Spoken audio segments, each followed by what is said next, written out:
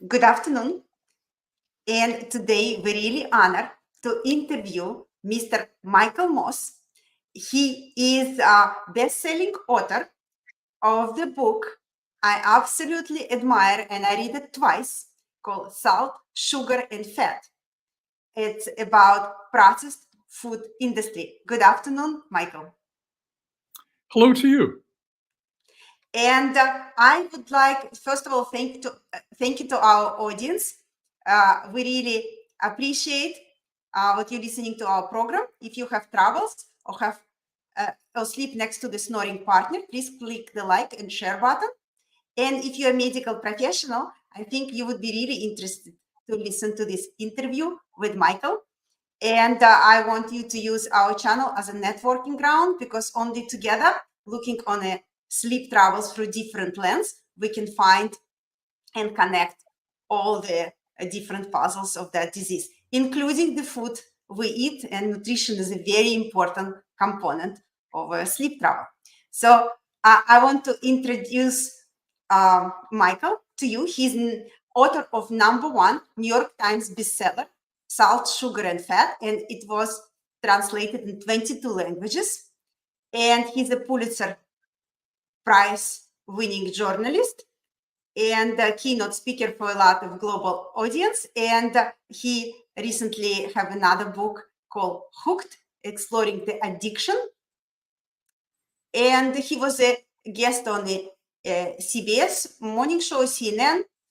And he really explored nutrition and food and that process in such a different under such a different light, including the food and the drinks we're eating. And we're gonna find out more about that in our interview. So my first question to you, Michael, tell me what actually inspired you to write about processed food industry and that connection to obesity epidemic? I was an investigative reporter at the New York Times, and I had been in Iraq and the Middle East writing about war and terrorism when I got in some trouble and had to come home, find something new to write about. And I mention that just because it was like going from one war to a much bigger war. This was back in 2008, and the numbers have only gotten worse. But in the United States, we're close to having 1 in 2 people being clinically obese, meaning they have at least 35 pounds or more of excess weight. Type 2 diabetes has been going up, even things like gout and fatty liver disease. And when I started to look at that as this health epidemic, I realized that something people hadn't been paying attention to was possibly the biggest factor, which was that our food and our food environment came to be controlled by 10 giant international food companies that engineer their products in a way that makes it almost impossible for us to resist overeating. I read the book, but I want my audience to know what instruments they use to make us addicted to the food and why, like the numbers, what I read in the book. I want everybody to read the book. I want my audience to really read the book and recommend to people around them and hopefully use this book as a gift for holidays. I think it's such a great book for next year, inspirational, setting up the goals. But tell me what instruments they use to make us addicted to the food. Right. So there's 3 basic things they're doing. One, they're engineering their products using extraordinary science, using partly salt, sugar, and fat as weapons to get our brains overly excited. They call sugar the bliss point when it's the perfect amount of sugar in products. And they marched around the grocery store adding sugar to things that didn't used to be sweet, like bread and yogurts and spaghetti sauce. So that now when we walk in the store, we have this expectation that everything should be sweet.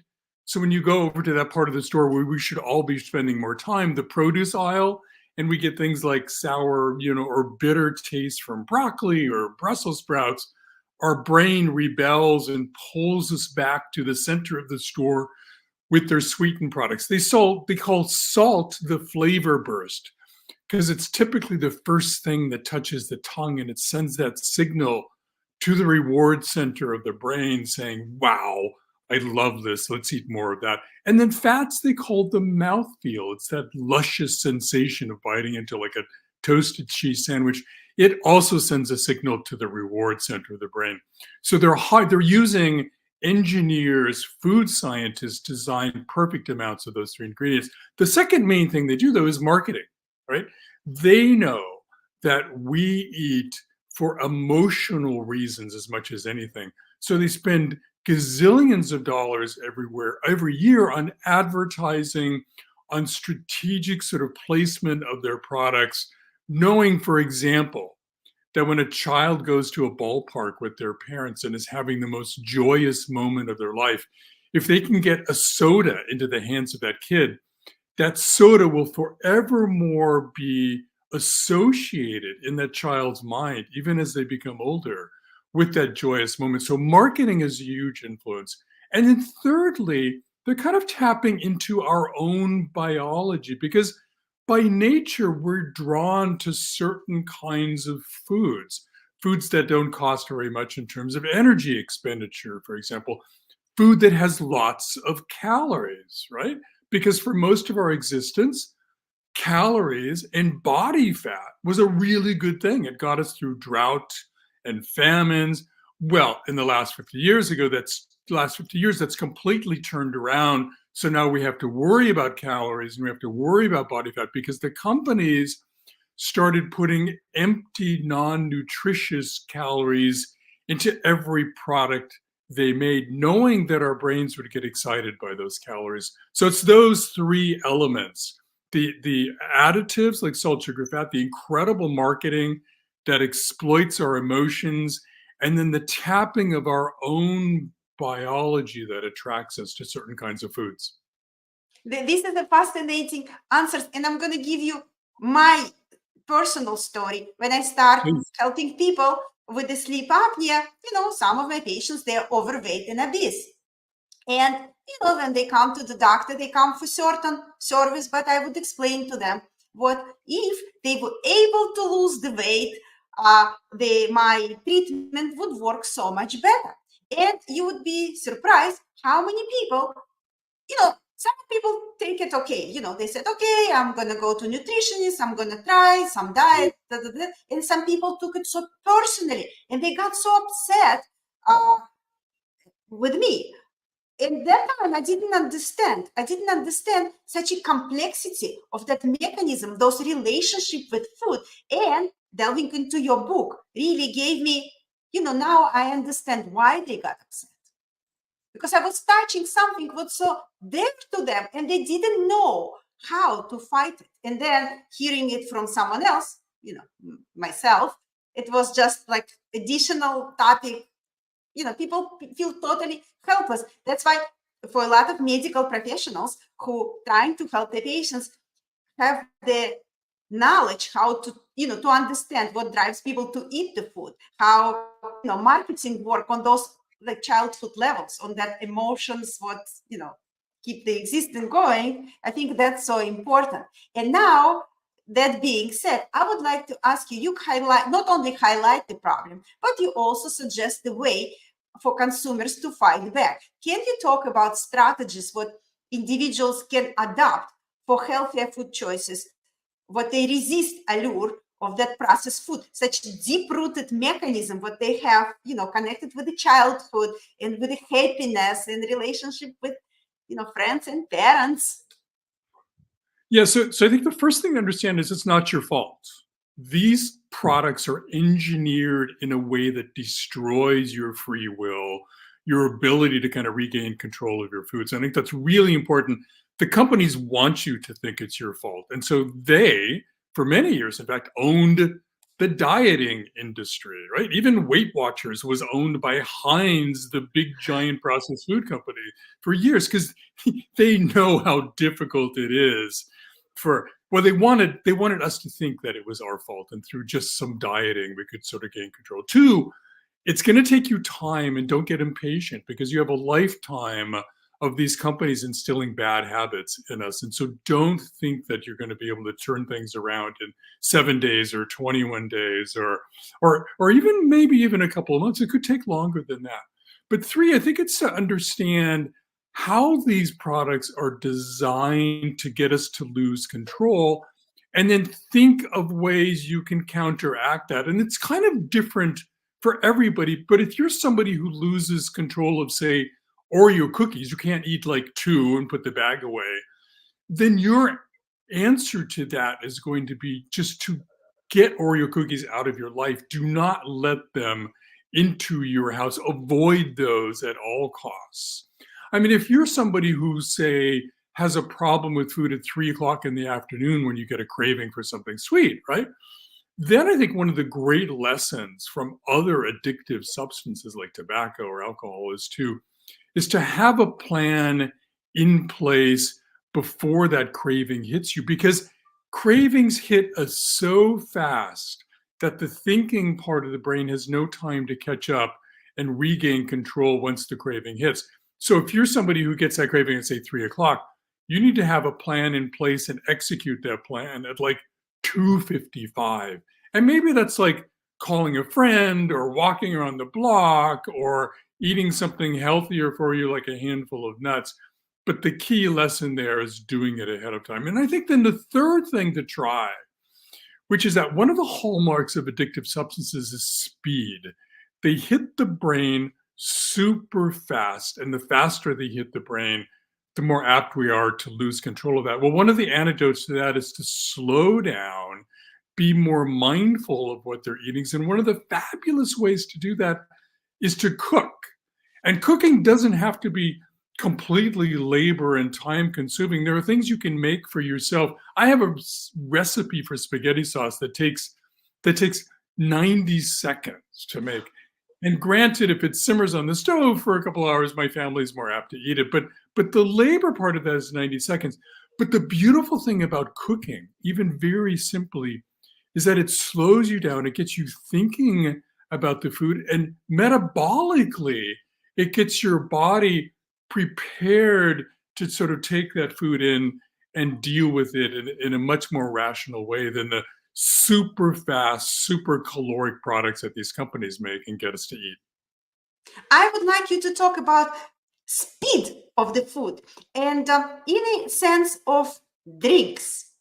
I want, you described so well about soda and energy drink. Can you please explain, is that also instrument to make us eat that processed food? Or it's just a beautiful lifestyle with a can? Like, what is that? Right. And again, hallmark of addictive substances is speed. The faster things like drugs or tobacco hit the brain, the more apt we are to lose control. It can take, for example, cigarette smoke, lighting a cigarette, it can take it as long as 10 seconds to kind of fully engage the brain. But they did this wonderful study once where they wanted to see how fast sugar activates the brain, and they put people down and they tested them, and people were feeling sugar in their brain in less than 1 second compared to 10 seconds for tobacco. So there's nothing faster than salt, fats, but also sugar in the way it activates the reward center of the brain. And when it comes to drinks that you get in the grocery store, whether it's energy drinks or just soda, the biggest part of that drinks market are sugary drinks. Basically, you're looking at water and sugar. And the reason why we fell so hard for soda was that it's sugar activating the brain, getting us to really love that and lose control over how much we're actually consuming. Yeah, that's I want to mention some parts from your book when you talk about what drinking those drinks actually, instead of filling us, make us hungry and make us eat more. Yeah, I Even think the though we science. get Yeah, there's some science, and it's not totally proven yet, but there's some science that suggests that we by nature are much more apt or able to control solid food than we are liquid food, and that one of the one of the reasons why obesity has been soaring in the past 40 years is that increasingly we're getting more of our calories from drinks, and that our metabolism and the brain are less apt to be able to control calories when it comes in through liquid form versus solid food, which kind of makes sense biologically, because when we were evolving and many years ago, we were pretty much eating just solid food and not getting very many calories from liquids. And I would like to ask you, you mentioned that in the book. Why? But you mentioned in the book what potato chips. That's the food what make actually obesity epidemic so terrible. Why is that? No, I have to ask that question again. I'm so sorry. But you mentioned, that's really strike me, that fact, what potato chips, that's the food what contribute to obesity epidemic the most. Can you tell me what's so special about Oh, that? yeah. Potato chips is kind of a perfect food to look at in terms of the power that these companies have and the way they engineer products, right? So, potato chips have salt. First thing you taste on the surface, they call it the flavor burst. They make as many as 40 different types of salt to add to their products, knowing that it activates the brain super fast and gets us excited about eating more. Potato chips have lots of fat. The magic formula in the snacks industry is to have 50%, half of the calories, coming from added fats, and they're mostly adding palm oil and things like that to get that. But that creates what the industry calls the mouth feel, that luscious sensation that causes that product to actually melt in your mouth. In fact, that's one of the hallmarks of ultra processed foods, is that you hardly need to chew many of these products because they have so much fat in them that just sort of melts in your mouth. And then three, potato chips are loaded with sugar in the form of glucose, which is a kind of natural basic sugar. But in this case, because refined starches like flour and potato, it begins converting to other forms of sugar into glucose in your body as soon as it touches your mouth. So the potato chips has all three of those ingredients: the salt, the sugar, the fat, and more. Because one of the secrets of the processed food industry is that they found out that the more noise, the more crunch a product has, the more apt we are to eat more of that. And so they perfect the amount of noisy crunch in potato chips, knowing that we'll get excited about that and we'll eat more of those chips.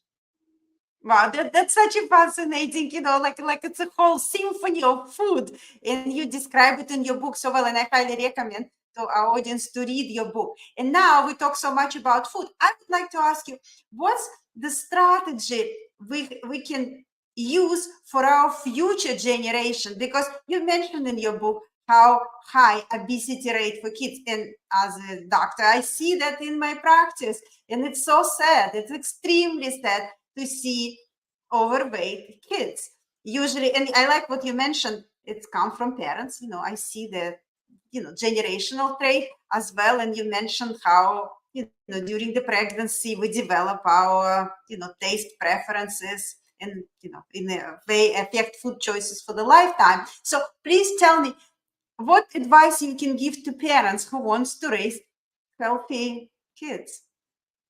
I think in terms of your home, it involves sort of having a conversation with kids, not preaching to them, because nobody likes to get preached to about bad eating habits, right? But a conversation that kind of helps kids understand that these companies that are making so much of the food in our food environment, are out to get them, the kids, to do their bidding, to eat their products, and that kids have a choice in the matter. They can choose whether to eat junk food or food that's good for them and that will empower them as people. So having that conversation with kids, I think, is really important in the home. In the broader environment, putting a garden in schools so kids can get excited about things like radishes and strawberries that maybe they've they've never seen or been able to, afford to buy. Teaching kids home economics in school, but in a kind of in a political way, that engages kids in the politics of food, I think is really, really important. And then lastly, school lunches, a huge battleground for people wanting to teach kids better eating habits, because so many schools have gotten rid of their home cooked lunches, of their kitchens in schools, and they're buying things like Lunchables for their kids. Well, there's a few places in the country where they're going back to, or going forward to, cooking affordable but healthy lunches, and that's a huge plus for kids, because they can see, what good food actually looks like, what real food actually looks like, as opposed to the processed food that the schools are feeding them. And I was really struck in your book when you talk about, grocery stores in the neighborhood. And now, I explore the grocery stores in a different neighborhood, and it's true, they don't have a fresh produce at all. Yeah, corner stores, especially bodegas, we call them here Bodegas. in New York, right? I mean, they specialize in the most kind of ultra processed food, and they tend to be in places where people either don't have the financial resources, or there isn't a better supermarket around, or they're super busy and they're thinking that they don't have much time to sort of spend buying a snack or buying a whole meal, and they go into these markets. But one of the most treacherous places too are the full-size supermarkets, because you walk in there and so many of the products that you're going to be tempted to buy are really just versions of fast food that you would get at a fast food drive-in. And so it's become really tricky to shop for food no matter where you are.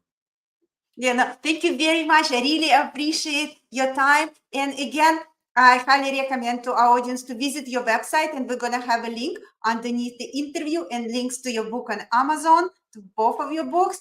And thank you very much, Michael. And it's Thank you. really revelational. Thank you for your work so much, and